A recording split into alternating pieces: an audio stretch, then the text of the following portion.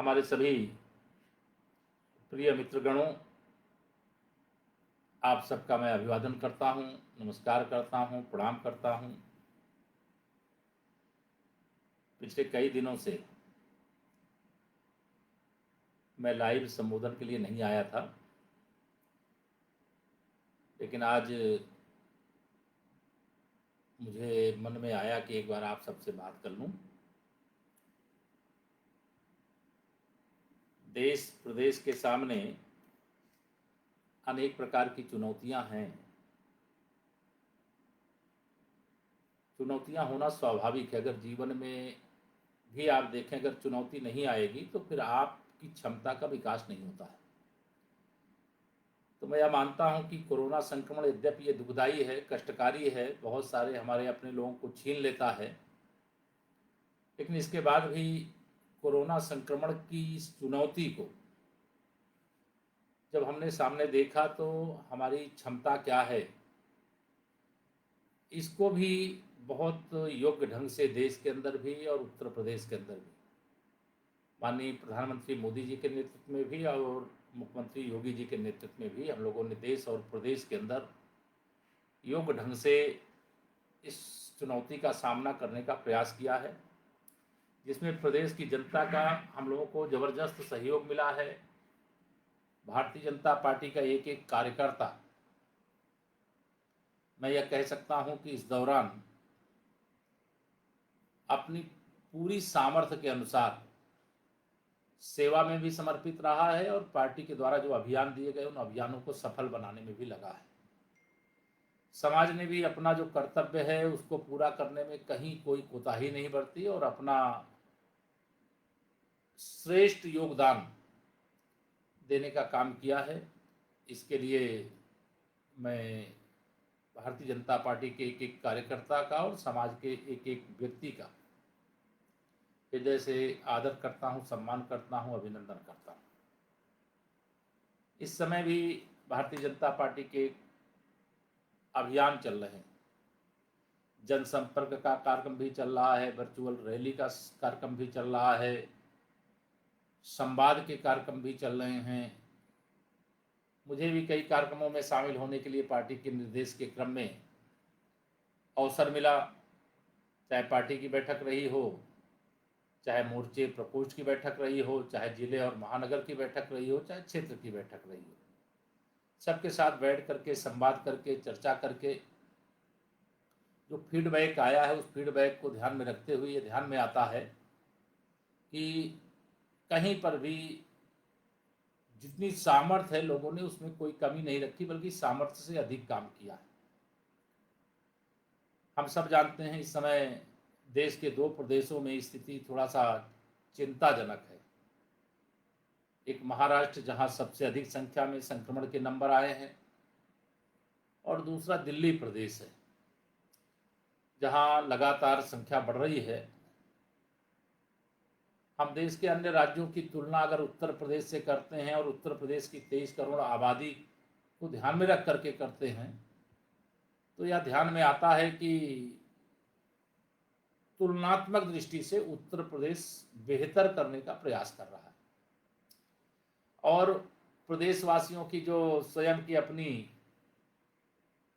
Immunity power है, जो उनकी रोग प्रतिरोधक क्षमता उनके अंदर है, परिश्रम के कारण से उनके अंदर जो ताकत है, उस ताकत के कारण कई ऐसे भी हमारे भाई बहन हैं जिनको हो सकता है कोरोना ने छुआ हो, लेकिन छूने के बाद उनका कुछ बिगाड़ नहीं पाया और प्रस्थान कर गया। और यह चुनौती जैसा बताया गया है, चाहे वह विश्व स्वास्थ्य संगठन के माध्यम से, चाहे देश के चिकित्सकों के माध्यम से, चाहे केंद्र और प्रदेश की सरकार के माध्यम से, वह सब आपको बताया गया कि किस प्रकार से इस चुनौती से निपटना है, क्योंकि अभी यह और बढ़ भी सकता है। संक्रमण से संबंधित कोई अगर व्यक्ति हैं तो उनकी जांच की प्रक्रिया तेजी से आगे बढ़े, इसके लिए भी देश भर में भी व्यवस्था हुई है और उत्तर प्रदेश में भी पहले की तुलना में तो अब हर जिले में लगभग व्यवस्था खड़ी की जा रही है। हमारे प्रदेश में दो प्रकार की चुनौतियां थी। एक शुरुआती दौर में तबलीगी जमात के लोगों की चुनौती, और दूसरी जो हमारे प्रदेश परिवार के सदस्य जो दूसरे प्रदेशों में रहते थे उनकी वापसी, और उन राज्यों से वापसी जहां संक्रमण सर्वाधिक मात्रा में रहा है। तो मैं आप सब लोगों से यह आह्वान करूंगा कि यह जो लॉकडाउन 1, 2, 3, 4 बीत गया है और अनलॉकडाउन जो 1 है, जो प्रारंभ है, अभी माननीय प्रधानमंत्री जी की देश के सभी राज्यों के माननीय मुख्यमंत्रियों के साथ बातचीत होनी है, और उस बातचीत के बाद आगे का क्या संदेश निर्देश और किस प्रकार से हमको अनुशासन बना करके रखना है, यह सब बातचीत होगी, और उसके आधार पे जो भारत सरकार की गाइडलाइन होगी आगे भी हम सबको मिलती रहेगी। मैं आप सबको आज के दिन यही निवेदन करता हूं, ये चुनौती है और चुनौती का सामना करने का मौका मिला है, तो हमारे अंदर क्षमता क्या है ये हम दिखाएं। आदरणीय प्रधानमंत्री जी के द्वारा एक हमको लक्ष्य दे दिया गया है कि हम इस चुनौती को अवसर में कैसे बदलें। तो चुनौती को, संकट को अवसर में बदलने का जो एक मौका हमारे पास है, इस मौके का निश्चित तौर से सबको उपयोग करना चाहिए। अलग अलग क्षेत्र की प्रतिभाएं भी दूसरे प्रदेशों से भी वापस आए हैं लोग, और प्रदेश के अंदर भी लोग हैं। मैं आप सबको यह जरूर कहूंगा कि इस पर अपनी पैनी दृष्टि रखिए। बहुत से लोग मेरे पास कहने लगते हैं कि हमने जो भारत सरकार का पैकेज आया है या जो पहले से योजना चल रही है, उस योजना में हमने आवेदन किया है और बैंक हमें ऋण नहीं दे रहा है। बैंक ऋण दे रहा है और बैंक से ऋण लेने के लिए आप प्रयास करिए, और कहीं पर कोई समस्या आती है तो उसके बारे में भी निश्चित तौर से बताइए। लेकिन मेरा एक इसमें आप सबसे निवेदन है, बैंक से आपने ऋण लिया और ऋण लेकर के जो पैसा आप कोई छोटा मोटा जैसा भी आप जिस काम के लिए उस पैसा लिए हैं उस काम में न लगा करके, पैसा जब बैंक से लिए वो कर्ज का पैसा है। कर्ज इसलिए मिलता है कि उस पैसे से हम कोई व्यवसाय करें, उद्योग चलाएं, कोई कारोबार करें, और उस कारोबार से जो बैंक का कर्ज है उसको वापस भी करें, और जो उसका मुनाफा है उस मुनाफे से अपनी प्रगति भी करें। लेकिन कई बार मैं देखता हूं, मैं जानता हूं, ये बहुत ग्रामीण क्षेत्रों में यह ज्यादा देखने को मिलता है कि अगर बैंक से कर्ज मिला तो उसे कर्ज ना मान करके वह लोग मान लेते हैं कि हमें कहीं से अनुदान मिल गया, अब इसको हम जैसे चाहें वैसा खर्चा करें। यहीं से हमारी मतलब जो व्यक्ति ऋण लेता है और जिस काम के लिए लेता है उस काम में अगर वो नहीं लगाता है तो यहीं से मतलब उसकी भी स्थिति बिगड़ना शुरू हो जाती है, प्रदेश की भी स्थिति बिगड़ना शुरू हो जाती है और देश की भी स्थिति बिगड़ना शुरू हो जाती है। क्योंकि बूंद बूंद से सागर भरता है। अगर आपने कोई 10 लाख रुपए का ऋण लिया और कोई कारोबार शुरू करते हैं तो 10 लाख के ऋण से कारोबार अगर कोई प्रारंभ करेंगे तो 2, 4, 5, 10 लोगों को उसमें रोजगार मिल जाता है, और 10 लाख लगा करके कोई रोजगार प्रारंभ करेंगे तो उसमें आमदनी भी होती है। अगर आप परिश्रम करेंगे, योग्य ढंग से व्यापार करेंगे, कारोबार करेंगे, या कोई छोटी मोटी जो फूड प्रोसेसिंग से रिलेटेड या किसी अन्य प्रकार की सामग्री उत्पादन का काम शुरू करेंगे तो उससे पैसे आने लगते, उससे आपकी कमाई भी होती। लेकिन हम अगर ये समझते हैं कि हमने कर्ज लिया, अब कर्ज हमारा हो गया, कर्ज लिया, कोई काम शुरू किया और उसमें मन ही नहीं लगाया, उसको छोड़ करके चले गए, तो इससे कभी प्रोग्रेस नहीं होगी। तो एक तो जो बैंक से कर्ज आपको लेना है, आप लेने के लिए आवेदन करिए और उसकी ठोस कार्य योजना तैयार करिए, और उसको तैयार करने के लिए जो चार्टेड अकाउंटेंट या जो इस प्रकार के प्रोजेक्ट बनाने वाले उनसे संपर्क भी करिए। वो आपकी शायद मैं समझता हूँ कि ज़्यादा अच्छे से मदद कर पाएंगे। इस समय देश के अंदर आप सब जानते हैं कि 2-3 प्रकार की चुनौती है। एक तो गरीबी के खिलाफ, बेरोजगारी के खिलाफ इस समय निर्णायक जंग की शुरुआत हुई।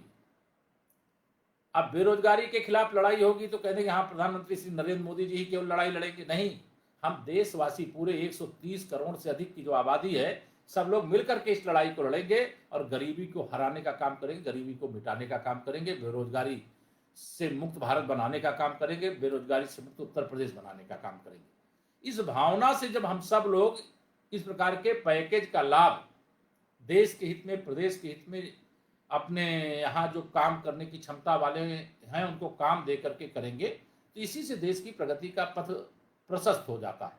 तो इसको आप सब ध्यान में रखें, क्योंकि देश के आदरणीय प्रधानमंत्री जी ने आत्मनिर्भर भारत बनाने की अपील की है और उस अपील को सफल बनाने का बहुत शानदार मौका है।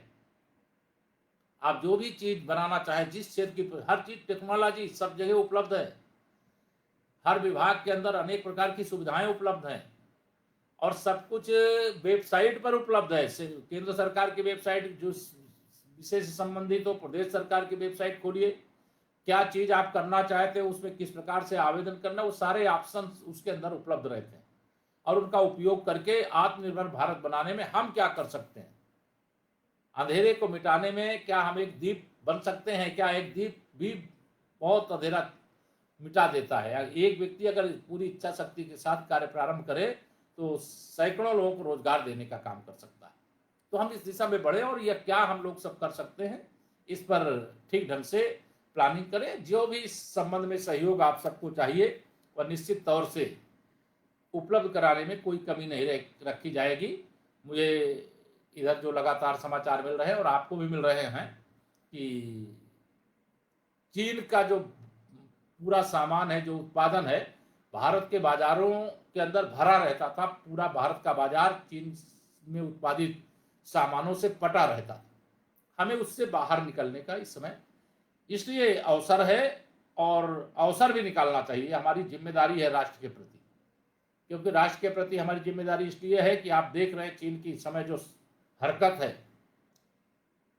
अब हम इस समय अगर विचार करें तो चीन की चुनौती जो है वो एक अलग है और पाकिस्तान से मुकाबला एक अलग प्रकार से है। और नेपाल भी चीन के जाल में या चीन के चाल में फंसने की स्थिति में वो ऐसी कुछ कोशिशें हुई हैं जिनको लेकर के इतना मैं जरूर कहूँगा, उसमें कोई टिप्पणी मेरे असर से करना उचित नहीं है, लेकिन देश के प्रधानमंत्री 56 इंच के सीने वाले माननीय नरेंद्र मोदी जी हैं। विश्वास रखिएगा, देश की 1 इंच जमीन भी कोई नहीं ले सकता। देश की सुरक्षा को लेकर के निश्चिंत रहें। अगर चीन भी चुनौती के रूप में, पाकिस्तान को तो कई बार हरा चुका है देश भारत, लेकिन अगर चीन भी चुनौती के रूप में आएगा तो यह विश्वास रखिएगा कि इस बार चीन के दांत खट्टे करने के लिए भारत की फौज तैयार बैठी है। किसी भी क्षेत्र में कमजोर नहीं है। नेपाल हमारा, और नेपाल का रिश्ता कितना गहरा है वह धार्मिक दृष्टि से, सांस्कृतिक दृष्टि से, ऐतिहासिक दृष्टि से वह बताने की आवश्यकता नहीं है, क्योंकि भारत और नेपाल 2 अलग देश हैं, लेकिन दोनों देशों के अंदर रहने वाले लोग एक ही विचार, एक ही संस्कार, सबके रिश्ते नाते, आना जाना सब कुछ एक दूसरे से जुड़ा हुआ है। इसलिए वो जो चुनौती है, हमारा जो विदेश मंत्रालय है वह इसको ठीक प्रकार से हल कर लेगा, ऐसा मैं विश्वास रखता हूँ।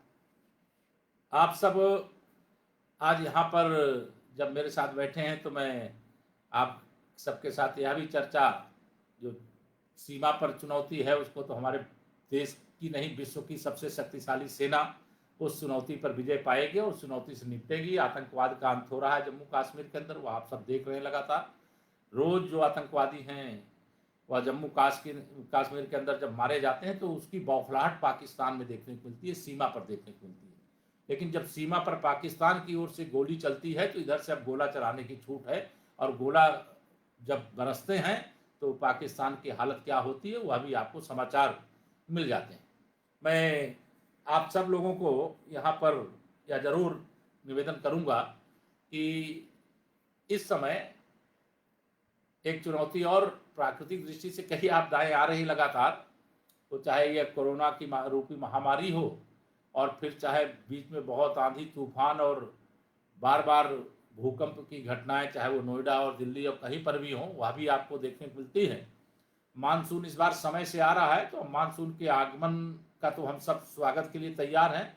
ईश्वर की कृपा हो रही। इस बार बताया गया है कि 100% से अधिक जो वर्षा का आकलन रहता है इस बार होने वाली है। इसलिए देश में खुशहाली का मार्ग शानदार मानसून के आगमन के साथ प्रशस्त होगा। एक टिड्डी दल आया हुआ जो फसलों को नुकसान पहुंचाता है, पेड़ों को नुकसान पहुंचाता है, उससे भी आप सब लोग लड़ रहे हैं। उस चुनौती का भी हम सब लोगों को सामना करना है, यह मैं जरूर आप सबको आह्वान करूंगा।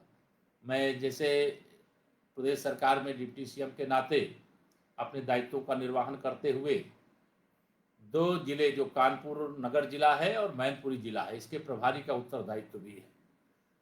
अभी हम लोग फील्ड में निकल सकते हैं, लेकिन अभी ज़्यादा निकलने का काम इसलिए नहीं कर रहे हैं कि ज़्यादा बाहर निकलने से जो सोशल डिस्टेंसिंग है, शारीरिक दूरी जो बनाए रखना बहुत ज़रूरी है, उसका पालन मुश्किल होगा। और अगर उससे मैं दूरी करूंगा तो आपको कष्ट होगा, आपको दूर रखा जाएगा तो मुझे कष्ट होगा। तो यह दोनों बातों को ध्यान में रख करके अभी मैं फील्ड में तो नहीं आया हूं, लेकिन आप सबके साथ लगातार टेलीफोन पर संवाद करना, डिजिटल प्लेटफॉर्म पर संवाद करना, पार्टी के द्वारा जो कार्यक्रम निर्धारित किए जाते हैं उन कार्यक्रमों के माध्यम से आप सबसे बातचीत करना, यह निरंतर चल रहा है।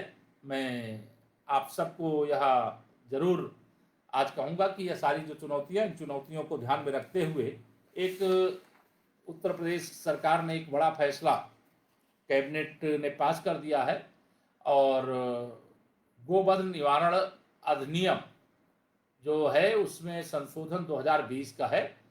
अब मैं मानता हूं कि क्योंकि अनेक प्रकार से गोरक्षा के लिए अनेक आंदोलनों का नेतृत्व करने का, अनेक आंदोलनों में हिस्सा लेने का मौका मिला है, लेकिन अब जो विधान बना है, अब जो अधिनियम के अंदर व्यवस्था दी गई है कि अगर किसी ने अब गौवंश की हत्या की या गौवंश को तस्करी के लिए ले जाने का काम किया, वो व्यक्ति जो होगा वह भी दंड का अधिकारी, जो वाहन होगा वह भी दंड का अधिकारी, और जो कोई तस्करी करेगा या गौवध करेगा तो उसके खिलाफ गैंगस्टर के तहत कार्रवाई करते उसकी संपत्ति तक जब्त करने की एक व्यवस्था का यह निर्माण किया गया। इससे जो इस प्रकार के कुकृत्य करने वाले हैं उनके मन में दहशत पैदा हुई और हम इस प्रकार की चीज़ें प्रदेश में ना हो, इसके लिए फैसला सरकार के द्वारा शानदार लिया गया है। मैं यह भी आप सबको बताना चाहूँगा, अभी इधर कुछ लोग कानून व्यवस्था को अपने हाथों में लेने की कोशिश की, सरकार ने उसके खिलाफ सख्ती से कदम उठाने का काम किया है। हमारे जो शिक्षक भर्ती को लेकर के लगातार मैं देख रहा हूँ, हमारे बहुत सारे जो बच्चे हैं जो शिक्षक बनना चाहते हैं, जो बन रहे हैं वह भी, और जो बनने के लिए लाइन में है वह भी, उसमें माननीय उच्च न्यायालय का, माननीय सर्वोच्च न्यायालय का 2 जगह से फैसला आया, लेकिन इसी बीच में कुछ नकल माफियाओं के बारे में भी जानकारी मिली है। उसकी बहुत गहराई से जांच की जा रही है और उस जांच में जो भी दोषी पाए जाएंगे उनके खिलाफ जितनी कठोर कार्रवाई हो सकती है वो कठोरतम कार्रवाई सरकार करेगी। और यह जरूर विश्वास रखिएगा, इस प्रकार का भ्रम फैलाने का कोई काम ना करे। हम आपको आश्वस्त करना चाहते हैं कि किसी भी कीमत पर, किसी भी दशा में जो अधिकार है लोगों का, चाहे वो आरक्षण की दृष्टि से हो, चाहे वह भर्तियों में पारदर्शिता की दृष्टि से हो, और चाहे जो दोषी हैं भर्ती में भ्रष्टाचार करने के उन दोषियों के खिलाफ कार्रवाई का मामला हो, और चाहे माननीय सर्वोच्च न्यायालय और माननीय उच्च न्यायालय के आदेश के अनुपालन का मामला हो, उन सारे विषयों को लेकर के सरकार पूरी पारदर्शिता से, पूरी गंभीरता से, यह बच्चा बच्चा जानता है प्रदेश का कि हम ईमानदारी से प्रदेश की भर्तियां कराना चाहते हैं और आरक्षण के जो अधिकार हैं वह अधिकार जिनको मिलना चाहिए वो अधिकार उनको मिले, इसकी व्यवस्था सुनिश्चित कराना चाहते हैं। और किसी भी कीमत पर कहीं पर भी कोई गड़बड़ी करता है तो गड़बड़ी करने वाले को दंड भी देना चाहते हैं। और आप सब आश्वस्त रहिएगा, इस विषय को लेकर के कोई भ्रमित होने की आवश्यकता नहीं। हम लोग यहाँ पर बैठे हैं और सरकार की मंशा भी एकदम सही है, पवित्र है और किसी के अधिकार का हरण नहीं होने पाएगा, यह मैं आप सबको आज यहाँ पर आश्वस्त करना चाहता हूँ।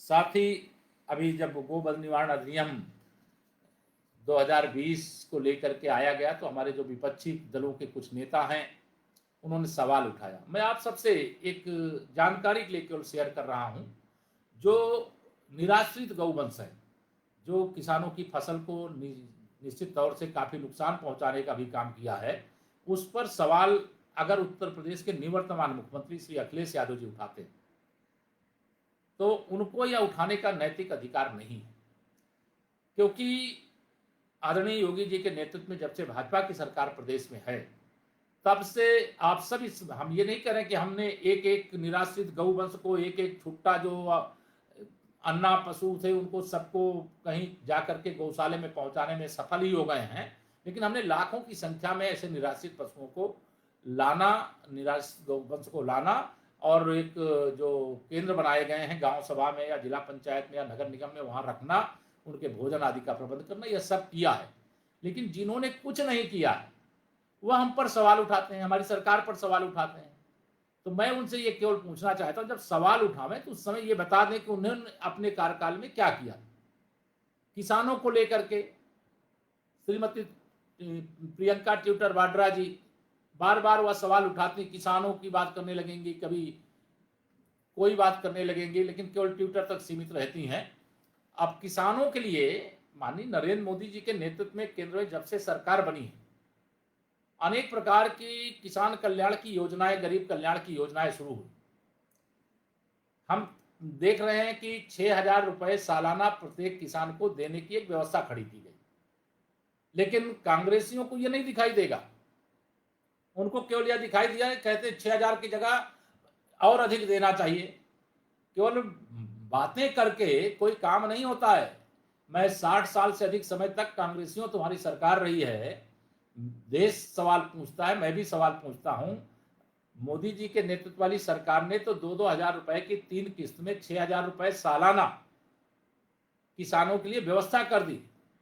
आपकी सरकार 60 साल रही है, क्या 60 रुपए सालाना भी आपने किसानों को देने की व्यवस्था की थी क्या? नहीं किया। आप कर नहीं सकते। आप रचनात्मक विपक्ष की भूमिका निभाने की जगह नकारात्मक विपक्ष की भूमिका निर्वाह करने का काम कर रहे हैं। इसलिए यह सब जनता बहुत निकट से देख रही है, आपका कितना क्या हाल हुआ है, किस प्रकार की परिस्थितियों का आप सामना कर रहे हैं, यह आप स्वयं जानते हैं। देश की सेवा करने के लिए भारतीय जनता पार्टी राजनीति करती है, सत्ता में रहती है। सत्ता में आकर के केवल सुख भोगना ये भारतीय जनता पार्टी के कार्यकर्ताओं का संस्कार नहीं है। उसका आदर्श उदाहरण पूरी दुनिया के सामने, देश के सामने माननीय नरेंद्र मोदी जी के रूप में हर भारतीय जनता पार्टी के कार्यकर्ता के लिए, हर माननीय विधायक और सांसद के लिए, हर राज्य की जो सरकारें हैं उसके मुख्यमंत्री और उनके उप मुख्यमंत्री और उनके मंत्रियों के लिए यह लागू होता है कि हम अगर सत्ता में हैं तो हम सेवा के लिए, हम सुख भोगने के लिए नहीं है।